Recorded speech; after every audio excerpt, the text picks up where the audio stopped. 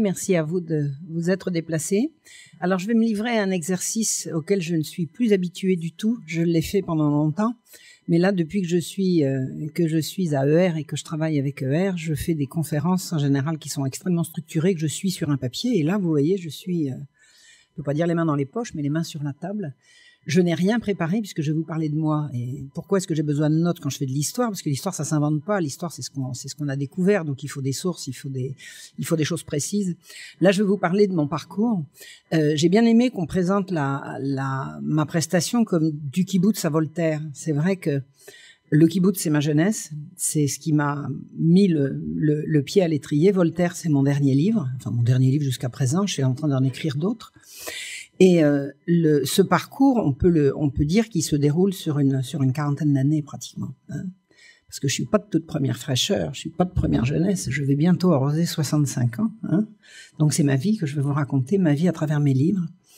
Le premier de mes livres s'appelait Le Petit Coco. Donc il a été question vaguement que Contre-Culture le réédite, mais on n'est pas pressé de le rééditer chez Contre-Culture pour une raison très simple, c'est que ce que demande le public, ce sont des livres d'histoire. Alors comme je sais faire de l'histoire et que j'aime ça, je vais continuer de publier des livres d'histoire, mais le premier de mes livres s'appelle Le Petit Coco. Le Petit Coco, c'est comme ça que m'appelait mon père, et c'est gentil, le Petit Coco. Et mon père il a été mon pire ennemi. Il a été mon pire ennemi. Il m'a fait passer une jeunesse absolument tragique, et tout ce qui touche à ma jeunesse provoque chez moi des sanglots, des envies de pleurer là que il faudrait pas me pousser longtemps pour que je m'y mette, donc je vais me retenir.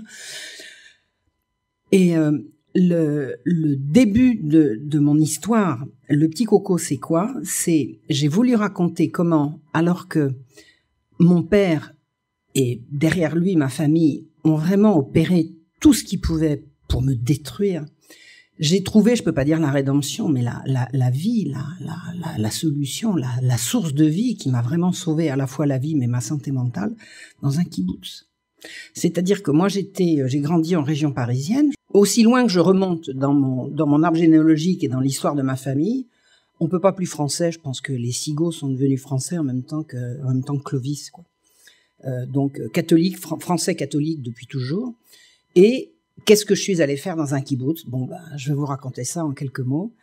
J'allais très très mal, j'avais 20 ans. J'allais vraiment très très mal, j'étais au désespoir vous savez, dans l'incapacité de vouloir ce que je voulais, de savoir qui j'étais. Et par caprice, par désir de voir le monde et surtout par envie de bouger et de mettre le maximum de kilomètres entre ma famille et moi, j'ai voulu aller faire ce qu'on appelait l'expérience du kibboutz à l'époque. Alors qu'est-ce que c'était que l'expérience du kibboutz? L'État d'Israël, qui a été créé en 1948, c'est-à-dire 2 ans avant ma naissance,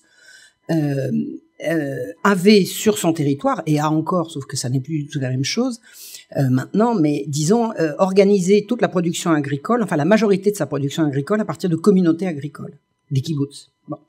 Et le mode de production agricole par communauté, c'est aussi vieux que le monde. C'est-à-dire qu'à l'heure actuelle, on dit que la paysannerie est individualiste.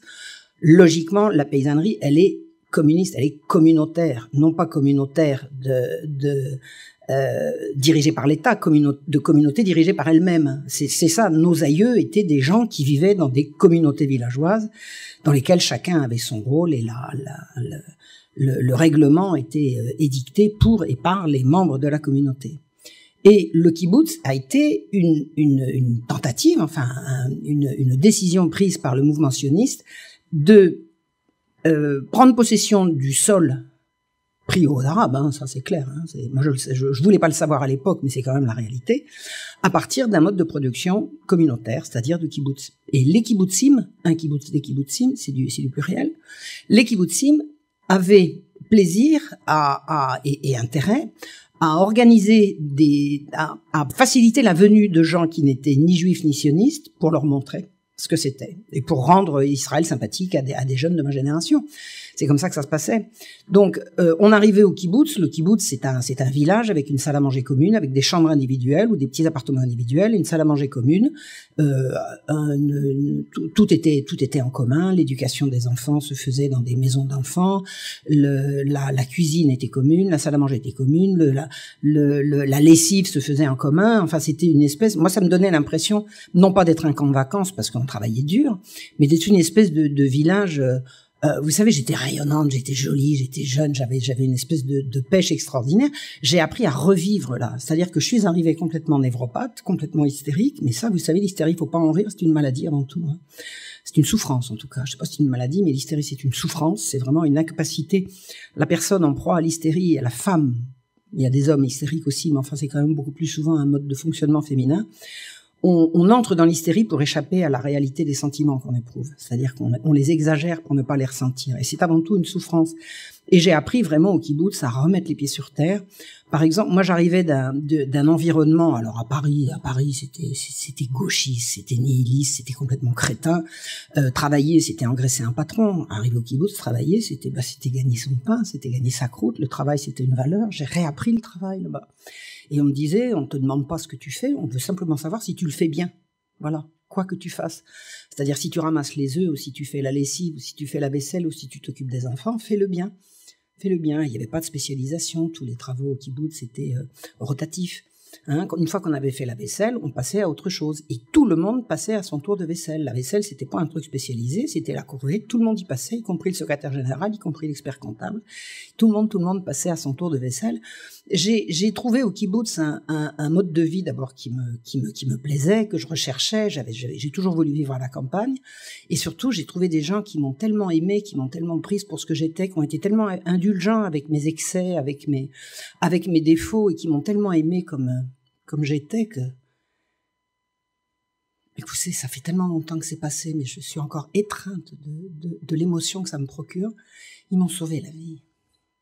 Je les ai aimés, j'ai vraiment aimé ces gens au kibbutz, ces juifs. Moi, je connaissais pas de juifs, hein. J'étais dans un milieu catholique.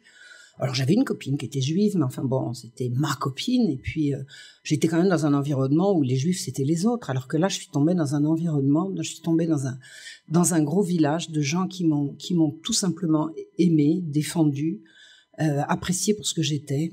Et je le redis, ils m'ont sauvé la vie. Et je pense que je les aimerai toujours. Voilà. J'ai raconté à la fois cette découverte, mais surtout mon drame familial dans Le Petit Coco. Mais en écrivant Le Petit Coco, j'avais laissé... Alors Le Petit Coco, vous savez, c'est mon petit coco. Regarde comme je t'aime et puis je te pourris la vie. C'est toute la perversité de mes relations avec mon père. Dans la première version du Petit Coco que j'avais écrite, je racontais tout ce qui s'était passé au kibbutz. Et l'éditrice que j'ai trouvée, qui s'appelait Sylvie Messinger, m'a dit, mais non, il y a 2 livres là-dedans, Marion. Faut pas raconter à la fois les relations avec votre père et la relation au kibbutz. Faites 2 bouquins, quoi.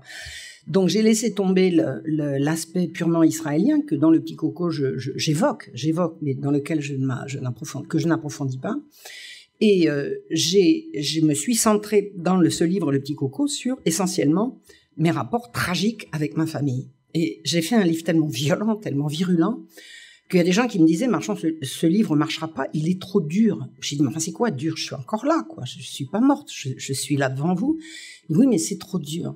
Et il y a des gens qui l'ont lu quand même, et qui m'ont dit que c'était bouleversant. Il y a un type, un matin, je me réveille, je trouve un mot dans ma boîte aux lettres. C'était quelqu'un qui avait passé la nuit à lire Le Petit Coco et qui en larmes, avait déposé un mot dans ma boîte aux lettres sur le coup de 3-4 heures du matin parce que ne pouvant pas dormir. Enfin, j'ai vraiment déclenché des trucs. Mais le livre est sorti de façon quasi confidentielle. La presse n'a pas suivi. Le début de mes emmerdements avec la presse, c'est à ce moment-là. C'est-à-dire que j'avais fait un livre dont plusieurs personnes me disaient que c'était tellement fort que ça ne plairait pas, ou alors qu'au contraire ça allait faire un succès, et le fait est que ça n'a pu ni faire un flop ni un succès par rapport à ce qu'en disait la presse, parce que la presse n'en a pas parlé. Et la presse a refusé de parler de mon livre. Voilà. La raison, je ne sais pas. Quelqu'un m'a dit un jour que j'avais un ton, une liberté de ton qui déplaisait au système. Voilà. Ça sera ma gloire. Ça sera ma gloire. Hein. J'ai une liberté de ton qui déplaît au système. C'est pour ça que nous sommes là aujourd'hui. Mais mes emmerdements ont commencé véritablement à ce moment-là, parce que écrire soit ma vocation, j'en étais absolument persuadée à ce moment-là. Ce que je voulais, c'était écrire et témoigner. Et rapidement, après avoir écrit Le Petit Coco, j'en suis arrivée à vouloir témoigner de la suite. C'est-à-dire que tomber amoureuse, comme j'étais tombée amoureuse du kibbutz, du mode de vie du kibbutz, de ce que je pouvais découvrir là-bas, ne m'avait pas empêché de vouloir aller regarder ce qui se passait de l'autre côté. C'est-à-dire que tout mon élan par rapport à Israël a été de la sympathie, puis c'était au-delà de la sympathie. Au bout d'un moment, vous savez, moi j'étais là quand les avions passaient en piqué au-dessus du kibbutz et que tous les hommes ont été mobilisés. J'ai vu le garçon que j'aimais enfiler son treillis, partir à la guerre. Enfin, j'ai vu ce que c'était que d'être obligé de ravaler son cri parce qu'on m'avait dit, tu parleras pas, tu crieras pas, tu diras rien, pas d'hystérie ici. Quand les hommes sont à la guerre, on la boucle et on travaille, on bosse. Donc c'était des expériences que c'est au-delà de la sympathie, ça. Hein. Ça, puis quand ils ont réclamé du sang pour les blessés, j'ai donné le mien. Hein. C'était normal. J'étais au milieu de tout ça. C'est ma jeunesse. C'est une partie belle de ma jeunesse. Je veux que ça se sache. Je la renierai jamais. Jamais je renierai ça. Jamais. Mais un jour, j'ai voulu voir ce qu'il y avait de l'autre côté. J'ai voulu voir parce que je voyais bien que les choses tournaient très très mal pour les Israéliens que j'aimais. Alors eux, ils avaient une position par rapport aux Palestiniens qui était extrêmement confortable. Ils disaient là-bas, la ligne verte, c'est-à-dire la séparation entre les territoires occupés et Israël. Il y avait une séparation alors imaginaire parce qu'elle n'existe même plus sur les cartes, mais disons qu'on savait très bien où elle était. De l'autre côté, c'est les Arabes et nous, c'est chez nous. C'est-à-dire que pour mes amis israéliens, il y avait chez nous, ici, et chez eux, là-bas, comme si on pouvait faire abstraction du fait que ceux qui étaient là-bas, il y en avait beaucoup qui avaient été chassés et qui étaient là avant. Et à la fois, je voulais pas trop le savoir et j'avais également l'impression que mes amis étaient toujours du bon bord. Ils disaient, il faudra négocier avec les Arabes, il faudra faire la paix avec eux. Enfin, ils avaient toujours un langage qui me plaisait, qui trouvait en moi un écho. J'ai toujours été une humaniste, moi. Pas dans le sens que je veux mettre l'homme au centre de tout, parce que moi je crois en Dieu, et j'ai toujours cru en Dieu. Mais je veux dire le souci du bien-être des hommes, d'une façon générale. Pas des juifs, pas des chrétiens, des gens, des hommes. Voilà. Des humains. Et ça m'a toujours été chevillé au corps, même dans mes amis gauchistes. C'est d'ailleurs pour ça que les gauchistes m'ont autant détesté qu'ils l'ont détesté, parce que foncièrement, je ne suis ni dogmatique, ni sectaire, c'est pas moi, alors que eux l'étaient bel et bien, et que ça n'a jamais pu marcher véritablement entre eux et nous, ce qui m'a pas empêché de faire un long parcours avec des gens de gauche et même d'extrême gauche. Toujours est-il que j'ai voulu voir ce qui se passait de l'autre côté, les années passant. Alors moi j'habitais en France, hein, j'allais au kibbutz souvent, j'allais les voir, ils venaient me voir, mais j'habitais en France, j'étais française. Et le jour où j'ai voulu commencer à voir ce qui se passait de l'autre côté, c'est-à-dire faire connaissance avec des Arabes, le ton a changé dans mon kibbutz. C'est-à-dire qu'ils voulaient bien qu'on parle de beaucoup de choses, on pouvait discuter de tout, mais que j'aille voir par moi-même ce qui se passait de l'autre côté, ça créait des tensions. J'ai rapidement compris pourquoi. À peine ai-je mis les pieds dans un village arabe et à peine ai-je rencontré des Palestiniens qui m'ont été d'ailleurs présentés par des Israéliens. Vous savez, des Israéliens de conscience, des Israéliens courageux, des Israéliens d'honneur et de probité. J'en ai rencontré beaucoup. C'est eux qui m'ont véritablement ouvert la voie de la vérité. Donc, quand j'ai commencé à vouloir aller voir ce qui se passait de l'autre côté, un mur s'est effondré. J'ai vu la réalité. Et j'ai tellement vu la réalité qu'un jour, j'ai trouvé sur quel village palestinien détruit avait été construit mon kibbutz. Et ça, je l'ai pas su par hasard. Je l'ai su parce que je l'ai cherché. Je suis quand même une chercheuse de vérité. Je suis une chercheuse de vérité, même si la vérité fait mal. Et vraiment, toute ma jeunesse, ça a été cette douleur d'aller chercher des vérités qui me faisaient mal et de vouloir continuer d'aller la chercher, même si ça faisait mal. Et quelquefois, ça faisait très, très mal. Je veux dire, la première souffrance, ça a été de voir que papa, que j'aimais tant, était mon ennemi. Et la deuxième, que mon kibbutz, que j'aimais tant, était installé sur des terres de gens qu'on avait chassés. Je me suis pas contentée de trouver le village, j'ai voulu retrouver les villageois. Là, j'ai pris mon bâton de pèlerin et j'ai cherché de camp de réfugiés en camp de réfugiés jusqu'à ce que je trouve les gens qui avaient habité là. Et j'ai retrouvé des gens qui étaient dans ce village le jour où ils ont été chassés. C'était une femme et je lui ai fait raconter comment elle a été chassée de son village. Et là, j'ai compris sur quoi était installé mon kibbutz. Donc, oui, c'est quelque chose qui s'est déchiré pour moi. Les choses ont énormément été tendues à partir de là avec mon kibbutz, mais je pense qu'il y a quelque chose qui était quand même plus fort que le reste. Donc mes relations avec eux se sont nécessairement délitées. Au bout d'un moment, je pouvais plus jouer le jeu.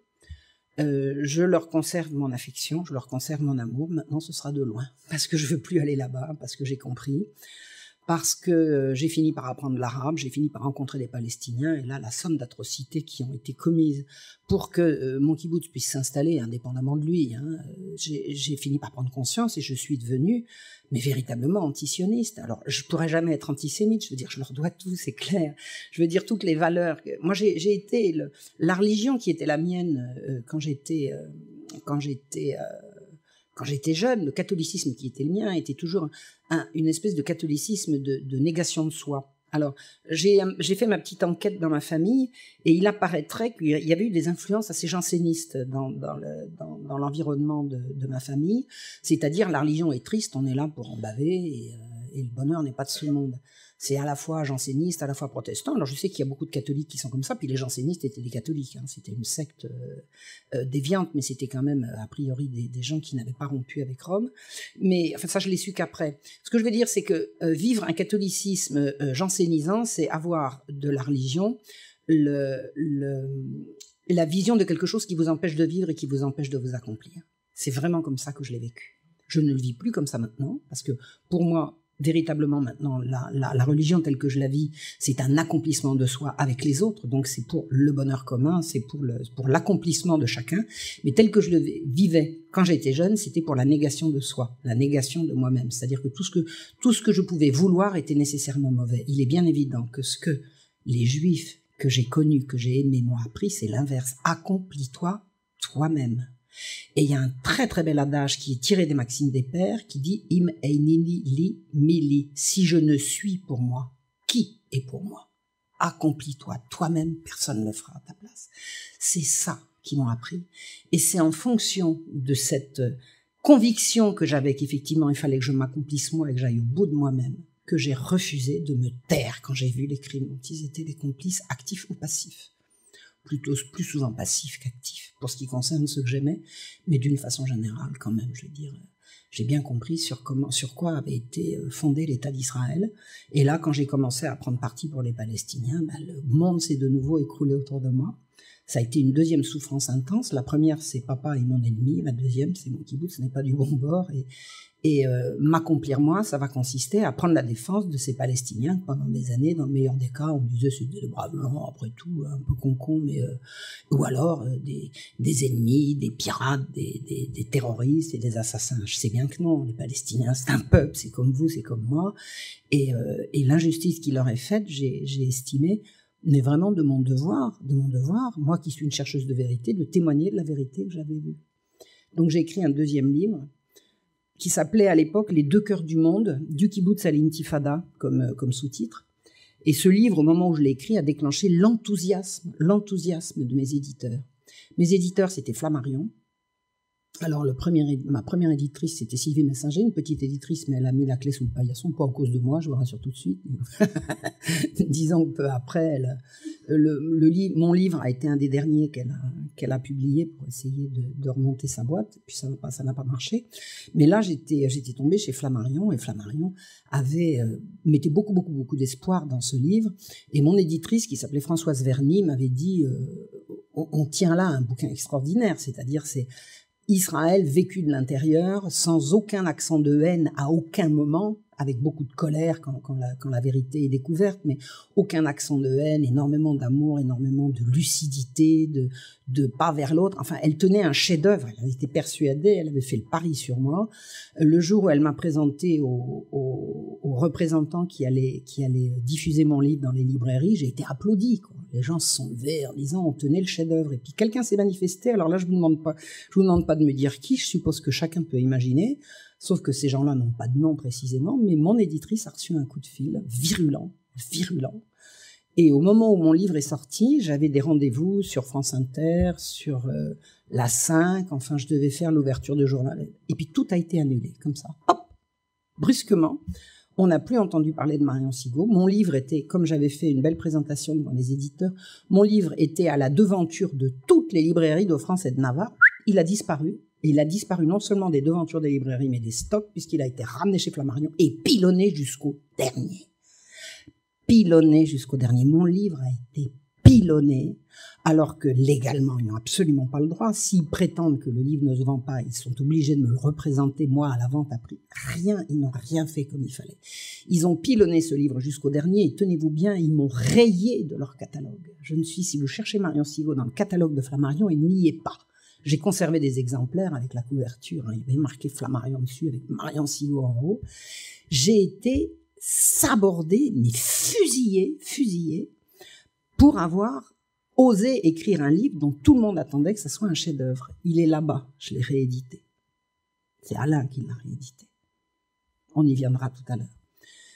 J'ai été absolument, mais au désespoir. C'est-à-dire que mon premier livre dont on me disait que ça devait être un chef-d'œuvre avait floppé parce que la presse ne s'en faisait pas le relais, et le deuxième, c'était la même chose. J'ai essayé, vous savez, je suis pas paranoïaque. Si j'étais paranoïaque, j'aurais plus vite compris. J'ai toujours voulu dire, c'est peut-être moi qui n'ai pas fait ce qu'il fallait. Enfin, j'ai toujours voulu commencer par me remettre en question pour expliquer mes échecs, parce que ça, c'est quand même un double échec. Hein. J'écris un bouquin, il marche pas. J'écris un deuxième bouquin, il marche pas. Ça fait 2 échecs consécutifs. Que j'en sois responsable ou pas, c'est moi qui en porte de toute façon les conséquences, donc une part de responsabilité. Et j'ai rencontré un jour un Israélien qui était un ami d'amis, parce que j'avais vraiment un carnet d'adresses extraordinaire. Moi, je connaissais tout le monde en Israël. Je sais pas tout le monde, mais j'avais des amis partout. Moi, j'arrivais en Israël, dans le nord, dans le sud, dans le midi, à la campagne, à la ville, à Haïfa, machin, partout. J'avais des amis partout. Et un jour, il y a un gars qui débarque, qui me dit Marion, on m'a parlé de toi, je suis un ami de une telle et un tel, on m'a parlé de toi, on m'a dit que t'écrivais bien, il se passe un truc en Israël qui est complètement dingue, mais ils sont fous, ils sont en train d'amener des centaines de milliers de Russes. Je cherche quelqu'un qui puisse raconter cette histoire. Il dit, moi, je sais pas écrire, je connais bien le problème, je sais pas écrire. Je voudrais quelqu'un qui écrive un bouquin sur ce truc-là. Moi, je veux bien écrire un bouquin. Je sais ce que je sais faire. J'ai appris quand même à écrire des livres. Hein. Mon premier livre, j'ai mis 5 ou 6 versions successives. J'ai appris vraiment avec des éditeurs qui m'ont pas tenu la plume, mais qui m'ont appris comment on construit un livre, comment on crée son style. Pour moi, c'est des heures, des jours, des semaines, des mois et des années de travail pour moi d'écrire mes livres. Ça me vient pas comme ça. Donc je sais comment on fait pour faire un livre, et ce gars-là me dit, cet Israélien me dit, ils sont en train, alors ils amènent des centaines de milliers de Russes pour embêter les Palestiniens. Il me dit, mais nous les Juifs, c'est notre niveau de vie également à nous qui va baisser. Alors c'était un Israélien qui était lui-même sensible à la situation des Palestiniens. Il y en a beaucoup, et enfin, il n'y en a pas énormément, mais disons qu'il y en a, et que je les connais, et que lui en faisait partie. Donc il n'était pas du tout indifférent au sort qui était réservé aux Palestiniens par l'arrivée des Russes, mais il était beaucoup plus sensible encore au sort qui était réservé à lui, et aux gens avec qui il était arrivé d'Orient. C'était un juif oriental. Hein. Ce qu'il voyait, lui qui était, alors il était originaire d'Irak, mais il faisait partie de ce qu'on appelle les juifs séfarades, c'est-à-dire soit il venait d'Irak, soit il venait d'Afrique du Nord, c'est-à-dire des juifs qui avaient vécu dans les pays arabes, et qui s'appelaient eux-mêmes par dérision les Noirs. Il y a les Blancs, c'est-à-dire les Russes, les Ashkénazes, et puis les Noirs, c'est nous, les Blancs et les Noirs. Et il m'a raconté, les Blancs font venir des centaines de Blancs pour écraser les Noirs. Hein. Donc ils ont tous la même couleur, on est bien d'accord. Hein. Je suis pas en train de dire qu'il y a des Juifs blancs et des Juifs noirs, encore que maintenant avec les falachas, on sait qu'il y a des Juifs noirs, mais disons qu'à l'époque c'était vraiment, c'était une image, hein, de dire les Blancs et les Noirs. Donc, il m'a dit, il faut absolument que tu viennes, je veux te montrer ça, tu nous feras un livre, tu nous feras peut-être un reportage. Enfin, puis c'était une époque, c'était au début des années 90, où on pouvait encore imaginer qu'il y avait suffisamment de maisons d'édition indépendantes pour imaginer qu'un livre puisse sortir, même s'il déplaisait aux grands. Et ce qui devait arriver arriva. Je suis allée m'intéresser au sort des Juifs séfarades, poussés dehors de leur maison par une arrivée massive de Juifs russes qui étaient les envahisseurs. Et puis en allant rencontrer les Juifs russes, j'ai rencontré une telle détresse, une telle misère, j'ai rencontré un tel désespoir que je me suis prise d'amitié pour les Russes en question, et que j'ai sorti le bouquin que personne n'attendait, c'est-à-dire que l'immigration de centaines de milliers de Russes en Israël, c'est peut-être bon pour Israël, mais c'est pas bon pour les centaines de milliers de Russes en question. Et je me suis tellement investie qu'il y en a qui étaient tellement malheureux en Israël qu'ils ont décidé de partir. C'était extrêmement difficile pour eux de partir parce qu'en arrivant en Israël, ils avaient signé des papiers comme quoi ils s'engageaient à rembourser tout ce qu'on avait dépensé pour eux s'ils voulaient repartir. Vous pensez bien que tout ce qu'on avait dépensé pour eux, c'était pour les faire venir. Ils n'avaient absolument pas le premier sou pour rendre ce qu'on avait dépensé pour eux ou ce qu'eux-mêmes avaient dépensé pour trouver une maison, un appartement, s'acheter une bagnole parce qu'on les installait dans des lieux loin de tout et sans voiture, ils pouvaient même pas espérer gagner leur pain, quoi. Donc j'ai trouvé des Russes tellement désespérés qu'il y en a qui ont suivi des filières quasiment mafieuses, quoi, pour sortir d'Israël. Ils sont arrivés en Europe occidentale, ils ont traversé des pays, ils sont arrivés en Hollande. En Hollande, les Hollandais leur ont dit, les ont mis dans un camp de rétention en disant on va étudier votre demande d'asile. Et un matin, les autorités sont arrivées en disant vous repartez tous en Israël. Israël vous réclame, nous sommes amis avec Israël et vous n'irez nulle part ailleurs que là. Et à ce moment-là, c'est là que je les ai rencontrés. Donc j'ai opéré un sauvetage de juifs russes que j'ai fait rentrer clandestinement en France. Enfin, des folies, quoi. De la dinguerie, après avoir pris position pour les Palestiniens, là que je me mettais à aller sauver des juifs. Bon, mais je suis intenable, je suis comme ça, j'y peux rien. J'ai rencontré de la détresse de gens qui avaient besoin de moi. Ben, je leur suis venu en aide et j'ai écrit ce bouquin. Et alors, c'est là que ça a commencé à devenir sévère. C'est-à-dire que, une fois que ce livre est sorti, alors, d'abord, il devait sortir chez un grand éditeur parisien qui, de nouveau, c'était la 3e fois qu'on me faisait le coup, avait trouvé le chef-d'œuvre du siècle. Et puis, au moment de sortir le bouquin, il a été pilonné, on m'a rien dit, etc. Et c'est là qu'ont commencé à arriver les menaces de mort.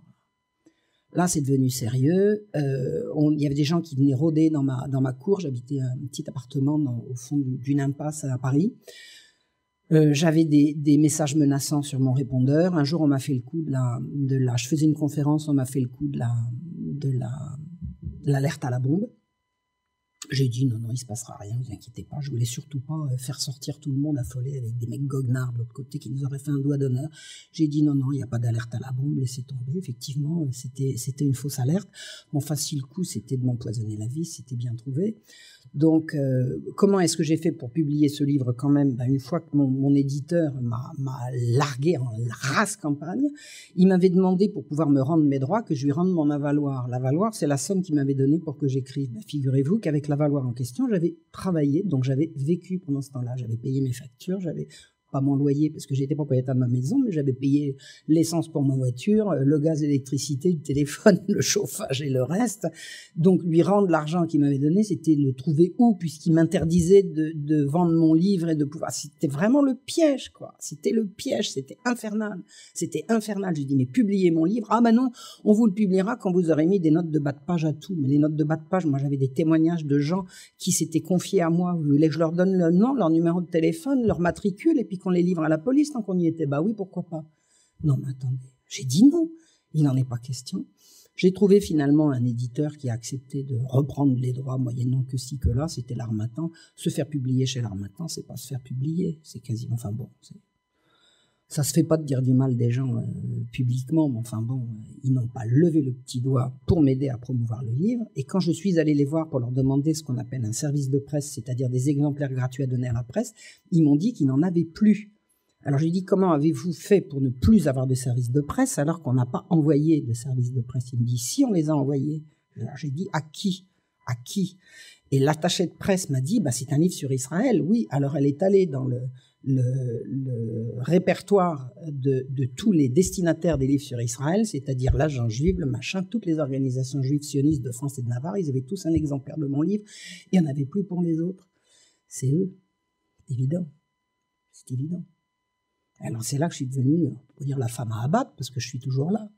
Mais j'ai reçu un jour un message qui m'a été envoyé par quelqu'un par l'intermédiaire, je ne vous dis pas la filière, mais je sais qui a dit qui a quoi. Jamais tu ne perceras. C'est cuit, c'est foutu. Jamais tu perceras. Tu seras jamais écrivain. T'as marché là où il fallait pas. C'est-à-dire que j'ai sauvé des juifs. Ça m'apprendra. Ça m'apprendra. Et un jour, j'ai rencontré Soral. Quand j'ai trouvé celui-là, j'ai dit celui-là, c'est le bon. Et j'en démordrai pas. Et vous savez, on essaye de faire en sorte, il y a plusieurs personnes qui essaient de faire en sorte que je désavoue Soral. Peuvent toujours se brosser, peuvent toujours essayer. J'ai pas un sou à gagner, à m'en renier, même s'ils m'offrent des millions. Et vous savez, passer à la télévision et commencer à vendre des livres, ça peut m'apporter des fortunes. Je ne ferai pas cette fortune. J'ai pas fait tout ce que j'ai fait pour vendre mon âme, ni pour un plat de lentilles, ni pour un best-seller. C'est niette. Et les 2 bouquins qui ont été pilonnés jusqu'au dernier, ils sont là. Non, celui sur les Russes, c'est pas là. Si, non. Rue Serrand. Alors, j'ai rencontré Alain. Alors, j'ai fait plusieurs livres, j'y reviendrai. Les 2 livres qui ont été pilonnés jusqu'au dernier, à savoir Rue Serrand, Sans terre promise, et Les 2 cœurs du monde, qui est devenu de Kibboutz à l'Intifada, sont maintenant disponibles. C'est-à-dire que par rapport aux gens qui m'ont complètement bloqué, qui m'ont pourri la vie, je veux dire que d'ores et déjà, ils ont perdu. Parce qu'à partir du moment où ces livres sont de nouveau en vente, à partir du moment où ils sont de nouveau disponibles, ils ont perdu. Ça mettra le temps que ça mettra. Je ne ferai pas fortune avec, mais ça c'est clair. Mais de toute façon, je n'ai jamais essayé de faire fortune. Je n'aurais pas pris ce chemin-là si mon but était de faire fortune. Donc, je ne ferai pas fortune. Voilà une chose entendue.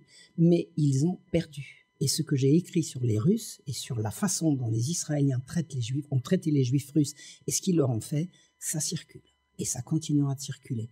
Et avec Internet maintenant, si par malheur mes livres devaient un jour être pilonnés, ce qui ne se présente pas de toute façon, ils seront copiés, recopiés, et ça circulera. Et maintenant, la vérité se fera jour, et ils ont perdu. De l'instant où j'ai signé le contrat avec Contre-Culture sur ces 2 livres, j'ai dit, ils ont perdu. Donc, j'ai gagné. Voilà.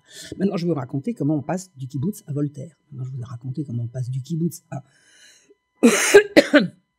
aux Russes. Alors, j'ai écrit 3 autres petits fascicules au moment où, à la même époque, c'est là que j'ai renoué avec des catholiques, parce que par l'intermédiaire des Palestiniens, j'ai rencontré des gens du CCFD, c'est le Comité catholique contre la faim et pour le développement. Alors moi, pendant toute cette période-là, j'étais dans un milieu complètement gauchiste. Moi, je frayais avec les trotskistes. C'est pas ce que j'ai fait de mieux de ma vie, mais j'ai quand même appris beaucoup de choses.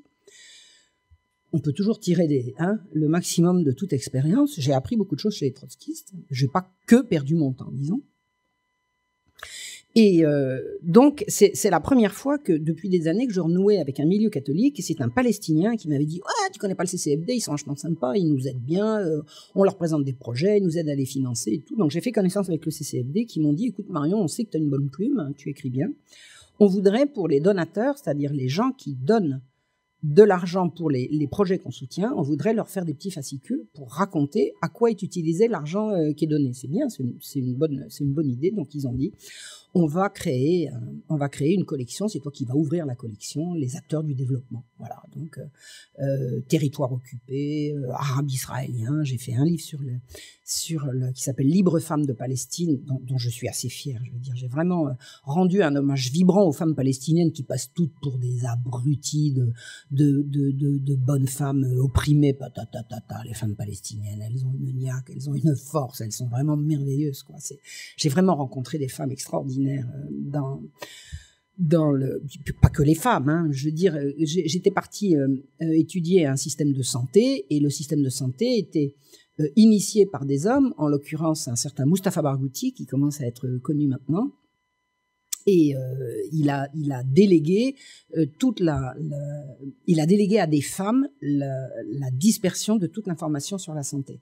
Qu'est-ce qu'il disait ? Il disait, nous les médecins, on arrive, on a une connaissance, mais il faut que cette connaissance, on la fasse passer à la population. C'est-à-dire, pour élever le niveau sanitaire d'une population occupée, cernée, vivant dans des conditions extrêmes, il faut que toutes les informations sanitaires entrent dans les familles. Et pour faire entrer les informations sanitaires dans les familles, il faut former des femmes. Il dit, voilà.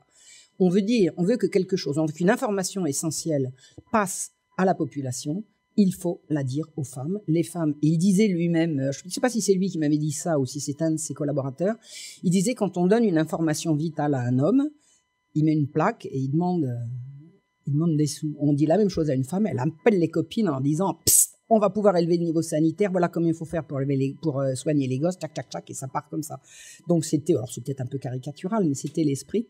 Et j'étais partie donc étudier ce système de santé, et j'ai voulu rendre un hommage vibrant à ces femmes palestiniennes de combat, à la fois rigolotes, combattantes, aimante, enfin vraiment essayant de se sortir d'une situation qui est inextricable, enfin jusqu'à présent qui est inextriquée. La situation des Palestiniens, c'est une horreur, quoi. C'est une horreur.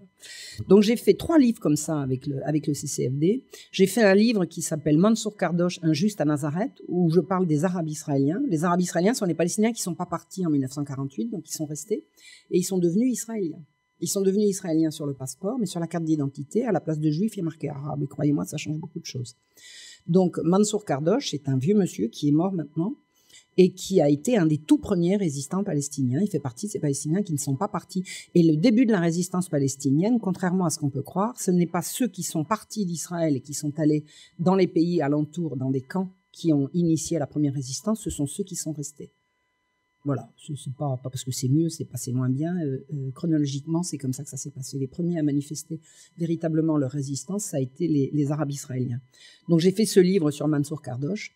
Et alors là, je vais vous raconter, quand même, je l'ai déjà raconté par écrit sur ER, mais je vais vous le redire ici parce que c'est le moment. J'ai décroché un prix avec ce livre, le prix Palestine. Le 26e prix Palestine m'a été attribué pour avoir rendu cet hommage aux Arabes israéliens. Eh bien, je suis la seule récipiendaire d'un prix qui, cette année-là, n'a pas eu un entrefilet dans la presse. Rien. Rien. Personne n'a évoqué le fait que j'ai reçu un prix, c'est-à-dire qu'à la période des prix où tous les journalistes se précipitent pour aller interviewer tous les gens qui ont reçu des prix, ne se sont pas déplacés pour faire quelque chose sur moi, sauf une journaliste qui a fait un article qui n'est jamais paru. C'est-à-dire que la presse ne parle jamais de Marion Sigaud parce que, voilà, ça lui apprendra à sauver des juifs. Voilà. J'ai pas fini de le payer, maintenant je m'en fous. C'est ma légion d'honneur. C'est ma légion d'honneur à moi. Donc j'ai eu un prix et pas un entrefilet dans la presse et le livre ne s'est même pas vendu. Comment voulez-vous vendre un livre si le public ne sait pas que le livre existe? Voilà. J'ai voulu continuer d'écrire parce que j'ai ça dans le sang, j'ai ça dans le... Et je me suis intéressée pour des raisons de voisinage, tout simplement. J'ai découvert, parce qu'à ce moment-là, c'était au début des années 90, quand j'ai écrit la majorité de mes livres, à part Le Petit Coco, mais Les 2 cœurs du monde, Rue Serrand et mes livres, sur mes 3 livres, j'en ai écrit un livre également sur l'Afrique du Sud. Les 3 livres que j'ai écrits avec le CCFD, je les avais écrits à la campagne, c'est-à-dire là où j'ai décidé d'aller vivre. Je me suis installée à la campagne pour réaliser un rêve. J'ai trouvé le bonheur, j'ai trouvé l'apaisement, j'ai trouvé la joie de vivre et le bonheur auprès de quelqu'un. Et je m'y sentais très très bien. Et j'y suis toujours bien. c'est ma maison, c'est là que je veux vivre, c'est là que je vis et c'est là que je suis bien. Voilà. Et j'ai été mise au courant de façon, alors est-ce que c'est incidente, j'en sais rien. De toute façon, c'est sur moi que c'est tombé. Hein. J'ai découvert un jour qu'il y avait des gens qui violaient des enfants. Comment j'ai découvert ça? Ben, écoutez, c'est ma vie, c'est mes antennes. Je savais pas ça. J'ai dit, qu'est-ce que c'est que cette nouvelle horreur? J'ai dit, bon, je me calme avec les Palestiniens, les Russes, ça va, j'ai fait ma part. Maintenant, je voudrais commencer à penser à des choses plus légères. Et j'ai appris qu'il y avait des gens qui violaient des enfants. Ces gens s'appelaient des pédophiles. Et il y en avait autour de chez moi. J'ai dit, mais qu'est-ce que c'est que cette horreur encore? Qu'est-ce que c'est que cette horreur? Alors, j'ai commencé à enquêter. J'ai rencontré des gens qui m'ont confirmé, qui m'ont dit, mais ce que tu crois savoir, c'est rien. C'est l'horreur. C'est l'horreur, le système tient comme ça. J'ai enquêté. J'ai découvert ce que j'ai découvert. Et là, j'ai maudit le ciel. J'ai dit là, pourquoi ça tombe sur moi? Pourquoi ça tombe sur moi? Qu'est-ce que j'avais besoin de savoir ça? La plupart des gens ne savaient pas à l'époque. C'était avant l'affaire du trou. Les gens ne savaient pas. Et pourquoi moi, je me mets brusquement à savoir? Alors j'ai dit non, je m'en fous. Non, je m'en fous pas. Non, je m'en fous. Non, je peux pas. Je peux pas laisser tomber. J'ai dit bon, ben, je vais enquêter. Et j'ai commencé à enquêter. Ça a donné un texte d'une 40aine de pages qui est sur mon site, qui s'appelle De l'amour et du crime, du sexe et des enfants, dans lequel je découvre ce que c'est que la littérature pédophile et surtout la complicité insensée de la gauche avec la perversion sexuelle. Et moi, j'ai toujours été à gauche. Je ne le suis plus, mais je l'étais à cette époque-là, et depuis aussi longtemps que je me souvienne. Et j'ai vu véritablement la connivence, la complicité monstrueuse entre la perversion sexuelle et la gauche. Et quand j'ai sorti cet article que personne n'a publié, il n'y avait pas Internet encore à l'époque, c'était le début d'Internet, mais d'abord je ne l'avais pas moi-même, et puis même je ne savais pas quoi faire avec. Hein. Vous mettez un texte sur Internet et après, il tombe dans les oubliettes. J'ai rencontré un jour une historienne qui m'a dit « Mais tu sais, les enlèvements d'enfants, gna gna gna gna », elle commence à me parler d'un truc. J'ai dit « Des enlèvements d'enfants ?» Elle me dit « Oui, à l'époque de Louis XV, on enlevait des enfants dans les rues. » Je lui dis « Qu'est-ce que c'est que ce truc ?» Alors elle me donne une référence de livre. Je lis le livre, et puis j'en lis un deuxième, et puis j'en lis un troisième, et puis j'en lis un quatrième. Je dis « Bon sang, mais la pédophilie, ça existait déjà à l'époque. » Et un jour, je tombe sur un truc, mais j'ai une intuition, mais vous savez, une espèce d'éclair intérieur, une petite lampe qui s'allume. J'ai dit, ça y est, j'ai trouvé. Je lis l'histoire, c'était au cours de l'histoire concernant Louis XV. Alors, l'histoire a toujours, même pendant toutes ces années où je m'intéressais au sujet Israël-Palestine, j'ai toujours lu de l'histoire. Pourquoi ? Parce que j'aimais ça, j'ai toujours lu de l'histoire, des romans historiques, et surtout des essais historiques, des récits historiques, j'ai toujours lu de l'histoire. Et un jour, en lisant un livre d'histoire sur Louis XV, je n'apprends pas, mais je redécouvre que Louis XV a été victime d'un attentat en 1757 par un type qui était domestique qui s'appelait Damien et dont la caractéristique de Damien et ce qui fait qu'il est rentré dans l'histoire, c'est qu'on lui a fait subir un supplice tellement abominable qu'il est quasiment impossible simplement de le lire. Il a été brûlé à petit feu, démembré, dépecé. C'est bon.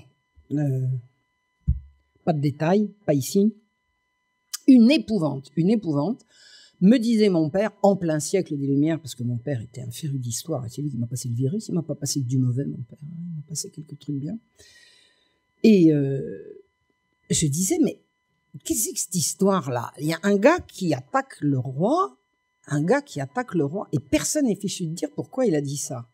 Or, j'apprends qu'on enlevait les enfants à l'époque. J'ai dit, mais qu'est-ce que c'est que ce machin ? Il pourrait y avoir un rapport entre... Puis alors, en lisant le livre sur Louis XV, le salopio, je donne pas son nom, il est mort, mais n'empêche, qui a écrit le bouquin, ça le faisait rigoler, il disait Louis XV, il aimait bien les petites filles, oh là là, il trouvait ça très grivois, très rigolo, ça le faisait marrer et tout. Je trouvais pas ça drôle du tout d'apprendre que le roi Louis XV aurait aimé les petites filles, je trouvais pas ça drôle, mais je commençais à faire des connexions entre on enlève les enfants, le roi couche avec des petites filles, et il prend un coup de couteau dans le dos d'un type dont personne n'est capable de dire pourquoi il a fait ça. Alors j'ai dit, je vais enquêter. Et j'ai enquêté. J'ai enquêté sur les enlèvements d'enfants de 1750. J'ai enquêté sur ce qu'était Robert François Damien. J'ai enquêté, j'ai lu des bouquins. Et un jour, je téléphone à ma copine historienne. Je lui dis, il faut que je te voie, il y a de toute urgence. J'arrive chez elle et je lui montre photocopie d'un truc que j'avais tiré de la Bibliothèque nationale. Bon, alors, j'étais jamais allé dans une grande bibliothèque. Moi, j'étais un rat de bibliothèque, mais de bibliothèque municipale. Je savais pas ce que c'était que les grandes bibliothèques pour chercheurs. J'avais réussi, mais vous savez, la passion, la recherche de la vérité, c'est une espèce de feu sacré, quoi. On n'arrête pas. Quand on tient un truc, on y va, on continue. Donc, je savais pas comment on faisait dans une grande bibliothèque. Ben, j'ai appris. Et en quelques heures de recherche, j'ai appris, et je montre ça à ma copine, que le fameux Damien, celui qui avait attenté à la vie du roi, en 1750, sa fille avait été enlevée. Pendant qu'on enlevait les enfants. J'ai dit, voilà, dis donc s'il n'y a pas un rapport là. Et ma copine, que je salue, je ne l'ai pas revue depuis des années, mais je la salue au passage, m'a dit, Marion, tu tiens le bon bout, mais tu n'es pas historienne. Je dis, alors, oh, me dit, je suis sûr que tu es capable de faire une belle recherche, mais si tu trouves quelque chose et que tu ne peux pas annoncer un diplôme, on dira que c'est nul, et quelqu'un qui a le diplôme le prendra, le publiera et te volera ton travail. Je lui dis, alors, qu'est-ce que je fasse ? Il me dit, mais t'as très bien entendu ce que je veux que tu fasses, tu reprends tes études d'histoire. Je lui dis, t'es dingue ! J'ai 51 ans. Il me dit, tu reprends tes études d'histoire ou tu laisses tomber.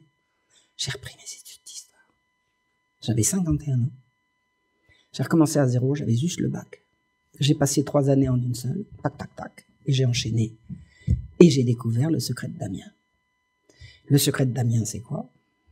Je peux pas vous le résumer, mais on va essayer quand même, parce que c'est assez compliqué. Effectivement, sa fille a été enlevée en 1750, mais elle a été libérée. Je sais pas ce qui est arrivé à sa pauvre fille, je n'en sais rien. Ce que je sais, c'est qu'elle a bel et bien été enlevée, et que lui, quand 7 ans après l'enlèvement de sa fille, il a attenté à la vie du roi, ces juges ont retiré du dossier d'instruction tout ce qui touchait à sa fille.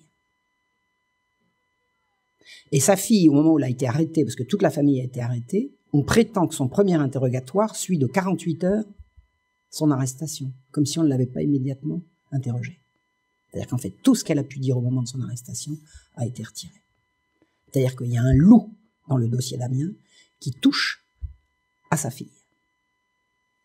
J'ai recherché, parce que effectivement, en 1750, on a enlevé quantité d'enfants dans Paris.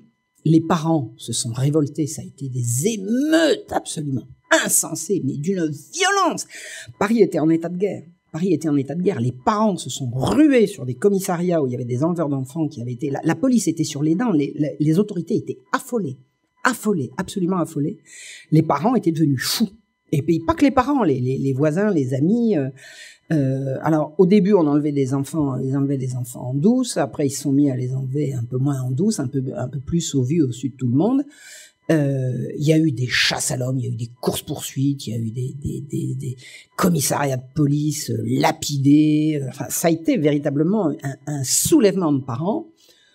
On n'a pas de preuve que Damien ait participé à ce soulèvement de parents, mais on a bel et bien des traces que sa fille faisait partie de ces enfants qui ont été enlevés et dont la majorité des parents les ont retrouvés. Par leur révolte, ils ont récupéré leurs enfants. Je sais qu'il y a plusieurs parents isolés qui n'ont pas pu récupérer leurs enfants. Je l'ai su dans les registres. Enfin, j'ai fait toute une recherche. C'est le livre La Marche Rouge, dans lequel je raconte tout ça, qui est là.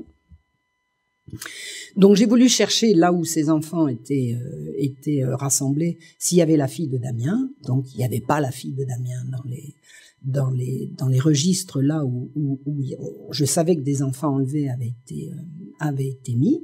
Mais en tournant les pages des registres pour chercher, les registres de l'hôpital général, pour chercher si la fille de Damien y était, je me suis rendu compte que l'institution qui à l'époque, dans les années 1750, mais c'était depuis 100 ans et ça a été jusqu'à la Révolution française, l'institution qui prenait en charge les enfants en souffrance, c'est-à-dire l'équivalent de l'assistance publique, l'équivalent des services sociaux de nos jours, les enfants orphelins ou les enfants de parents trop pauvres, enfin l'institution qui prenait en charge les enfants, il y avait des milliers d'enfants qui disparaissaient de l'institution. C'est-à-dire que les enfants entraient dans l'institution, ce qui était une destination normale, et ils en ressortaient, ce qui était insensé. Ils étaient censés en ressortir une fois adultes et formés, avec un métier ou avec un contrat de mariage. Un contrat d'apprentissage, un contrat d'embauche ou un contrat de mariage. Ils n'étaient pas censés ressortir quelques mois ou à peine 1 an ou 2 après leur arrivée pour une destination inconnue. En fait, j'ai mis à jour, en cherchant la vérité sur Damien, j'ai mis à jour la réalité d'un gigantesque trafic d'enfants pauvres sous l'Ancien Régime. Et qui tenait ce trafic? Les opposants à la royauté, les ennemis du roi, c'est-à-dire la magistrature janséniste, anticléricaux avant les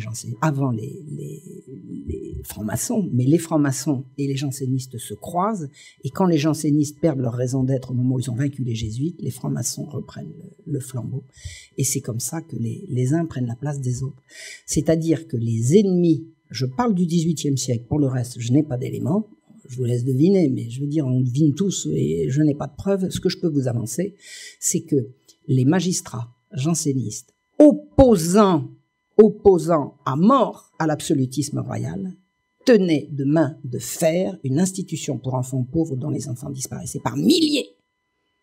Par milliers. Et une des pistes pour expliquer la chute de la royauté, c'est que le roi avait tout ce qu'il fallait pour mettre à raison la magistrature, sauf si le roi, en dernier recours, était l'objet d'un chantage sur la révélation de ses mœurs, que lui-même couchait avec des petites filles. C'est une simple hypothèse, mais l'étude détaillée du procès de Damien montre que Damien, qui n'avait rien à voir avec tout ça, je veux dire, sa fille a été enlevée, elle lui a été rendue, il n'avait rien à voir avec les enfants disparus de l'hôpital général. Damien a servi chez des magistrats, mais surtout, Damien, son dernier maître, avant de commettre l'irréparable, de voler une somme considérable et de se mettre sur je veux dire, il a fait une fuite en avant qui fait qu'à un moment donné, Il était perdu, donc il a attaqué le roi dans un moment où pour lui, de toute façon, c'était fichu, c'était foutu. Mais qu'est-ce qu'il pouvait avoir comme raison de vouloir s'attaquer au roi? Le dernier maître qu'il a eu s'appelait Marquis de Marigny, c'était le frère de la Pompadour, et c'était lui qui garnissait la couche royale. Ça veut dire que Damien, même si personnellement, il n'avait rien à redouter du roi par rapport à sa fille, je veux dire, c'était fait, c'était réglé, puis c'était bien évident qu'on n'enlevait pas les enfants dans les rues pour les donner au roi, ça n'a pas de sens. Ça n'a pas de sens, c'est ridicule. Le réseau pour amener des filles dans la couche du roi, c'était certainement pas d'aller les enlever dans la rue, ça n'a rien à voir, ni d'aller les chercher à l'hôpital général, ça n'a rien à voir non plus. Mais Damien était à même de savoir que le père du peuple était alimenté en petite fille, puisque c'était son propre maître, le marquis de Marigny, qui fournissait. Pourquoi? Parce que le marquis de Marigny était le frère de la marquise de Pompadour, et que la marquise de Pompadour, ayant été infectée par les infidélités royales d'une mauvaise salpingite, ses médecins lui avaient interdit de coucher avec le roi. Donc elle dit, si je veux garder l'empire sur ses sens, il faut que je fournisse, plus elles seront jeunes, moins elles auront d'influence.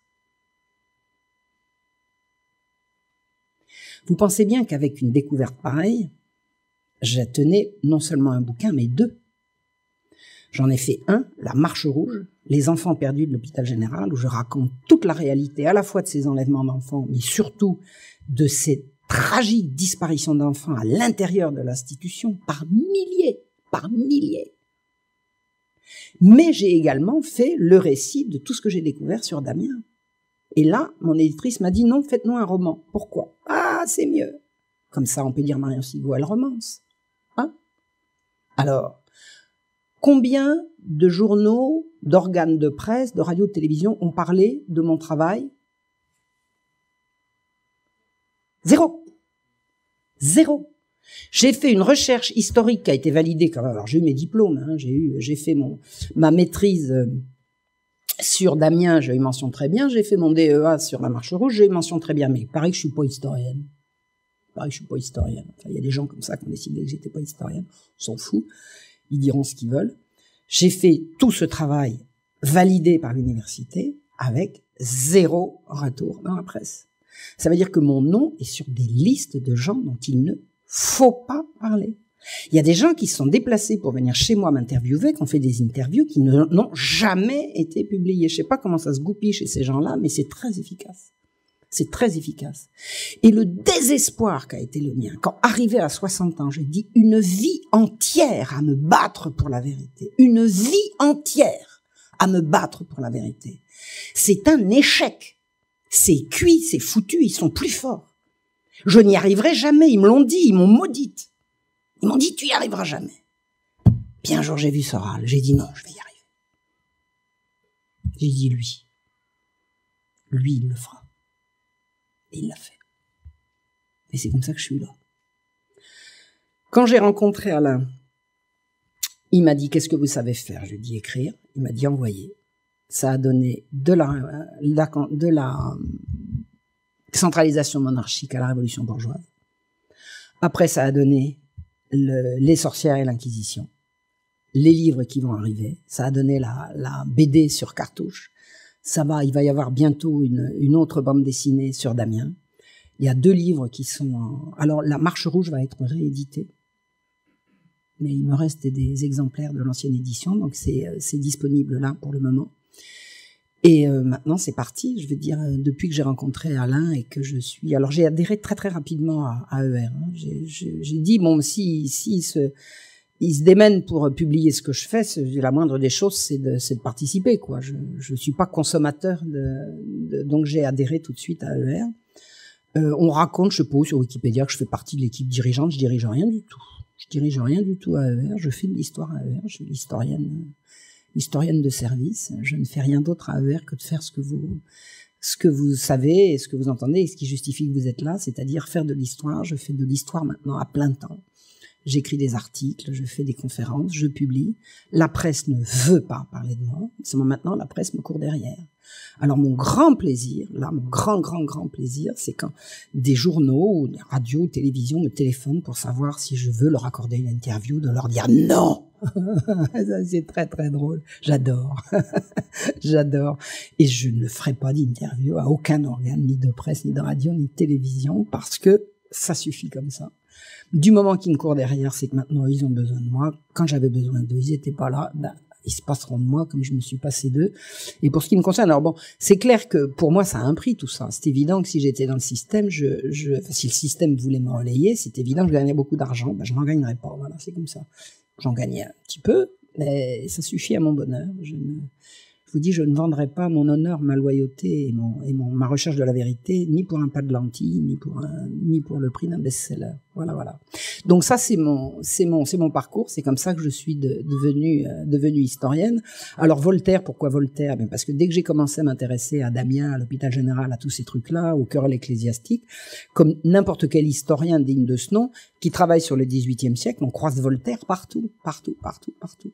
Et je me suis rapidement rendu compte, en étudiant n'importe lequel des sujets que j'étudiais, que tout ce qu'en disait Voltaire était systématiquement faux. C'est-à-dire que Voltaire n'ouvre la bouche que pour dire des mensonges. Parce que la vérité, si elle est déjà été dite à côté, c'est pas la peine qu'il se démène. Lui, il est là pour dire des mensonges. Tout ce qu'on raconte sur le XVIIIe siècle et sur l'Église qui est repris de Voltaire, il faut savoir que c'est faux. C'est comme ça, c'est faux. Voltaire ment, il ment le matin, il ment le midi, il ment le soir, il ment tout le temps. Donc j'ai découvert assez rapidement qu'il avait menti sur Damien, qu'il mentait sur l'hôpital général, qu'il mentait sur ceci, qu'il mentait sur cela, que les historiens du 19e siècle, comme par exemple Jules Michelet, copient beaucoup sur Voltaire. Donc sachez que c'est faux, ils mentent tout le temps. Et il y a tellement eu de livres écrits sur Voltaire, j'ai dit je vais pas en écrire un Xème, quoi. Pourquoi écrire sur Voltaire? Eh ben si, j'ai voulu écrire sur Voltaire à partir des sujets que moi j'avais étudiés et de montrer par rapport à ce que j'en savais à quel point il disait faux. Et je me suis prise au jeu et je me suis rendu compte que en fait tout ce qu'on croyait savoir sur toutes les pires horreurs qu'on disait sur le catholicisme, parce que c'est en fait rapidement, c'est ça qui m'a intéressé. Moi, j'ai renoué avec le catholicisme dans la foulée, hein. Je suis devenu anticatholique en bonne gauchiste à partir du moment où je me suis rendu compte que toute la base de l'anticatholicisme, c'est des mensonges. Bon, ben, j'ai remis les choses à l'endroit et puis j'ai retrouvé mes racines, tout simplement. J'ai retrouvé mes racines, c'est-à-dire là d'où je viens, mon identité à la fois personnelle et collective. Je suis française, de souche catholique, paysanne. Je suis originaire de ce pays. La culture que j'aime et que je veux défendre est une culture catholique, française, paysanne, remontant à des siècles et des siècles en arrière. Siècles qu'on a diffamés, Il y a même des gens maintenant, non seulement ils diffament les siècles de notre splendeur, mais ils les gomment, par exemple. Ça s'appelle des récentistes. Ils disent le Moyen-Âge n'a pas existé. Il n'y en a pas eu. Comme ça, voilà. Ça, bah oui, ça a été, tout a été construit en même temps. Il n'y a pas eu. Alors, ces gens-là, on leur dit, ben, Jeanne d'Arc et Saint-Louis. Ah, si, ils ont existé, mais après. C'est-à-dire, tout le monde a existé en même temps. Tout le monde a existé en même temps. Je veux dire, le père, la mère, c'est comme si je disais que je suis contemporaine, c'est-à-dire je suis née le même jour que ma mère, ma grand-mère, mon arrière-grand-mère, mon arrière-arrière-grand-mère. On est toutes nées au même moment puisque on raccourcit comme ça. Enfin, c'est des dingues. Les attaques contre notre histoire, les attaques contre l'identité française, catholique, paysanne et ouvrière aussi, parce que la splendeur de la France, ça n'est pas que la splendeur de ses paysages, c'est la splendeur de ses villes, de ses châteaux, de ses maisons, de ses cathédrales, de ses centres-villes, de toutes ces belles choses. Tout ça, ce sont des choses qui ont été faites par nos aïeux, qu'on a dénigrées, qu'on a traîné dans la boue, qu'on a calomnié. Le calomniateur en chef, c'est Voltaire.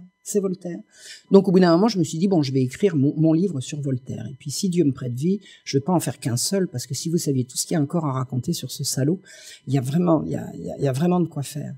Alors le truc le plus rigolo concernant Voltaire, enfin rigolo, c'est tragique, mais c'est rigolo en même temps.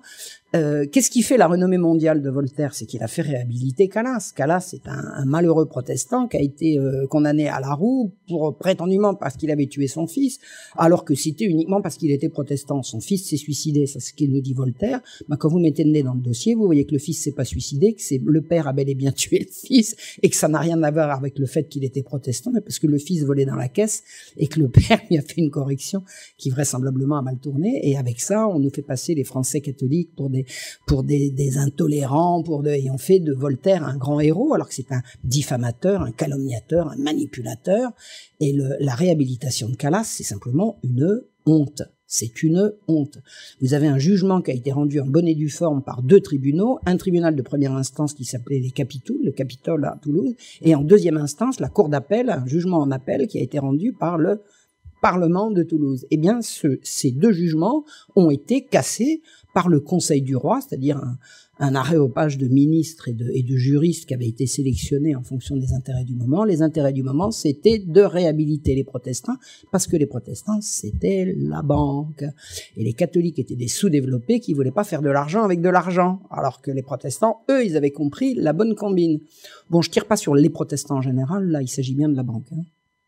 J'ai pas à tirer sur les protestants en général, chez qui il y a autant d'honorables gens et autant de crétins qu'ailleurs.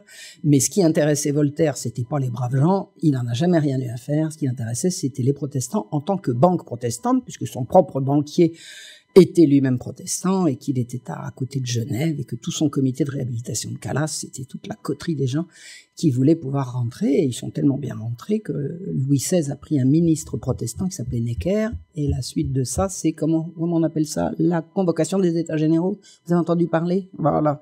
Une fois qu'il y avait plus de sous, qu'on avait tellement emprunté, qu'on avait une dette qu'on n'arrivait plus à honorer, il a fallu convoquer les États généraux, et la suite, vous la connaissez. Enfin, j'imagine. En tout cas, vous la devinez. Voilà.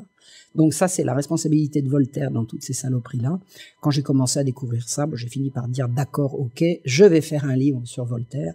Et dans le livre sur Voltaire, je vais laisser une place intéressante à ce scandaleux épisode de la réhabilitation de Calas. C'est odieux. C'est vraiment odieux. Voilà. Donc la suite, c'est pour très bientôt, une BD qui va arriver, une réédition, mais revue et corrigée de l'assassinat de Michel Le Pelletier de Saint-Fargeau, c'est-à-dire en fait un livre autour de la mort du roi Louis XVI. Donc là, je fais une petite incursion dans la Révolution française, qui n'est pas mon sujet de prédilection. Et ensuite, il va y avoir une réédition, et surtout, je vous prépare la suite du XVIIIe siècle, je vous prépare la suite de toute cette mise à jour de choses que tous les historiens savent. Vous savez, je suis pas une historienne exceptionnelle, mais moi, comme jamais les médias n'ont voulu me relayer, je risque pas qu'ils me boycottent, puisque c'est fait. Et comme jamais aucune institution n'a voulu me salarier, je risque pas d'être licencié, puisque j'ai pas d'emploi. Alors comme ça, c'est clair. Tous les gens qui veulent parler de Voltaire, ils savent que s'ils disent la vérité à un moment ou à un autre, ils vont le payer. Moi, j'ai payé d'avance, alors je peux y aller. Moi, j'ai payé toutes ces dernières années. Pour moi, la voie est libre. Et je vais préparer d'autres choses que la plupart des historiens savent. Je peux pas dire que j'enfonce des portes ouvertes, c'est pas vrai, mais je veux dire, je ne fais que dire des choses que les historiens savent. Et d'ailleurs, où est-ce que j'ai appris à faire de l'histoire? C'est à l'université, hein. C'est très académique, moi, d'en savoir à l'origine. J'ai passé mes diplômes. Bon, il a fallu que je la boucle sur le jansénisme. Hein. Alors moi, on m'a dit clairement, jansénisme, niet, et les Lumières, rien. Bon, mais j'avais compris d'abord que j'avais raison. Et dès que j'ai été en dehors, j'ai pu raconter ce que c'était véritablement les Lumières, ce que vous savez, c'est-à-dire le renversement du catholicisme par la grosse galette. Hein. On a remplacé Dieu par la raison et le bien commun par le profit. Ah, voilà, on y est. Il paraît qu'il faut trouver ça bien. Je pense qu'on est quelques-uns ici à savoir qu'il est temps que ça s'arrête et qu'on revienne à des vraies valeurs, les vraies valeurs d'antan. Et c'est pas parce que ce sont les valeurs d'antan, c'est parce que ce sont les valeurs qui durent, ce sont les valeurs éternelles, ce sont les valeurs qui lient les hommes entre eux pour leur bien commun et pas les valeurs d'une petite minorité qui est là pour écraser tout le monde en disant que ce sera le progrès quand on aura zigouillé les 9/10 de la population et qu'on pourra rouler carrosse après avoir acheté des enfants fabriqués en éprouvette, quoi. Ça suffit, quoi. Ça suffit, je pense que il est temps de revenir à nos sources, à nos racines. Regardez l'histoire de France, regardez comme elle est belle. Bon, mais il y a beaucoup d'horreurs, il y a beaucoup d'atrocités, mais il y a tellement de belles choses. Pourquoi mettre systématiquement l'accent sur ce qui va pas? Regardez les belles choses. Moi, je regarde, par exemple, à l'époque de la Régence, bon, il y a un incendie dans Paris. Je vais le raconter bientôt. Mais non, je vous le fais très très court. Il y a un incendie dans Paris. Bon, qu'est-ce qui se passe au moment où il y a un incendie dans Paris? Tout le monde vient aider. Tout le monde, les magistrats, tout le monde sort. Le gouvernement, tout le monde est sur le pont. Tout le monde. Tout le monde. C'est pas, on va appeler machin et truc. Non. Non. Tout le monde. Et on fait la chaîne et on passe et on relâche les gens. Faut voir comment c'était, quoi. Nos aïeux n'étaient pas des sauvages. Nos aïeux n'étaient pas des sauvages. Nos aïeux n'étaient pas des ignorants. Nos aïeux n'étaient pas des barbares. Et nos aïeux étaient français, catholiques, ils aimaient leur pays. Ils aimaient Dieu. Ils respectaient Jésus-Christ, qu'on a traîné dans la boue, qu'on a calomnié. Il est temps simplement de remettre les choses à leur place, à leur juste place. Je veux pas convertir les gens à quoi que ce soit. Je veux simplement, quand ils feront leur choix, qu'ils le fassent à partir d'éléments qui sont la vérité et pas les mensonges des salopards qui nous gouvernent depuis la Révolution française. Parce que là, maintenant, ça suffit. Voilà.